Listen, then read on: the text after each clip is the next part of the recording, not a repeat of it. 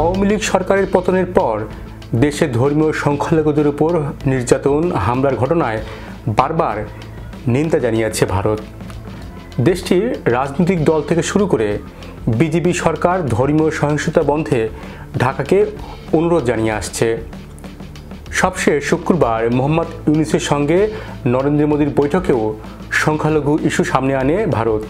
যদিও বাংলাদেশ সরকার বারবার বলে আসছে হিন্দুদের ওপর কোনো নির্যাতন হয়নি, সব ভারতের মিডিয়ার গুজব। এবার উল্টো সংখ্যালঘুর টার্ম খেলছে বাংলাদেশ। ওয়াকফ বিল নিয়ে ভারতের সংখ্যালঘুদের অধিকার কথা এবার মনে করে দিচ্ছে বাংলাদেশ। জামাতে ইসলামী কিংবা হেফাজতে ইসলাম যখন ভারতের ওয়াকফ বিল নিয়ে টু শব্দ করেনি, তখন এই ইস্যুতে ভারতের বিরুদ্ধে সুর চড়ালেন বাংলাদেশের অন্তর্বর্তী সরকারের আইন, বিচার ও সংসদ বিষয়ক উপদেষ্টা আসিফ নজরুল। এই আইন ভারতে মুসলমান ও অন্যান্য সংখ্যালঘু ধর্মের মানুষের বিরুদ্ধে ভারতের হিন্দুত্ববাদী গোষ্ঠীর ক্রমাগত বৈষম্য ও নিপীড়নের আরেকটি অধ্যায় রচনা করবে বলে মনে করেন আসিফ নজরুল। রোববার ফেসবুকে আসিফ নজরুল লিখেছেন, ভারতের মোদী সরকার মুসলমান বিরোধী একটি পদক্ষেপ নিয়েছে। নতুন আইন পাশ করে মুসলমানদের ওয়াকফ সম্পত্তি পরিচালনা বোর্ডে অমুসলিমদের রাখার এবং এসব সম্পত্তিতে সরকারের সরাসরি খবরদারিত্বের বিধান রয়েছে। এই আইন ব্যবহার করে পুরনো মসজিদ সহ মুসলমানদের বহু ঐতিহাসিক সম্পত্তি বাজেয়াপ্ত করা হবে বলে আশঙ্কা করা হচ্ছে। বাংলাদেশের সংখ্যালঘু নির্যাতন নিয়ে ভারতের অভিযোগের প্রসঙ্গে টেনে এনে উপদেষ্টা বলেন, পরিতাপের বিষয় হচ্ছে এরাই আবার বাংলাদেশের সংখ্যালঘু নিপীড়নের ভুয়া অভিযোগ তুলে যাচ্ছে অব্যাহতভাবে। যদিও আইন উপদেষ্টা আসিফ নজরুলকে ভারতীয় গোয়েন্দা সংস্থার এজেন্ট বলে সামাজিক যোগাযোগ মাধ্যমে দাবি করেছিলেন সময়ের আলোচিত প্রবাসী সাংবাদিক ইলিয়াস হোসেন। যদিও এই অভিযোগ খণ্ডন করেছেন আসিফ নজরুল। শুধু সরকারের উপদেষ্টা নন, ভারতের এই বিলের বিরোধিতা করেছে বিএনপি।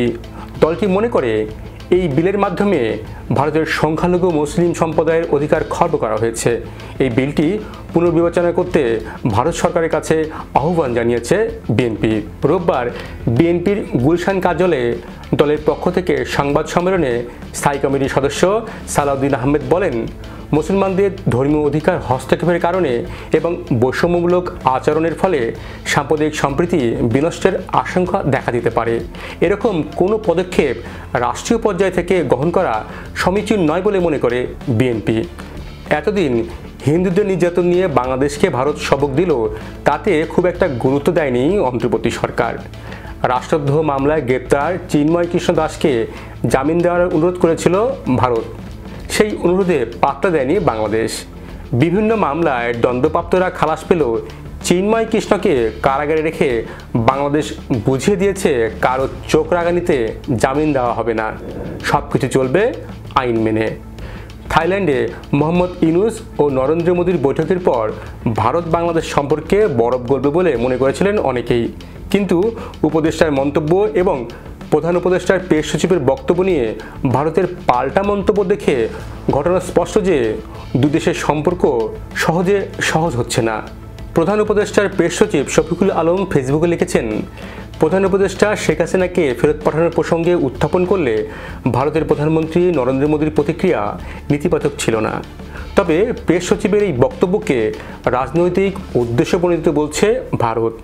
টাইমস অফ ইন্ডিয়া লিখছে, বাংলাদেশের প্রাক্তন প্রধানমন্ত্রী শেখ হাসিনার প্রত্যার্পণ অনুরোধ সম্পর্কিত প্রেস সচিবের দাবি কোনো ভিত্তি নেই।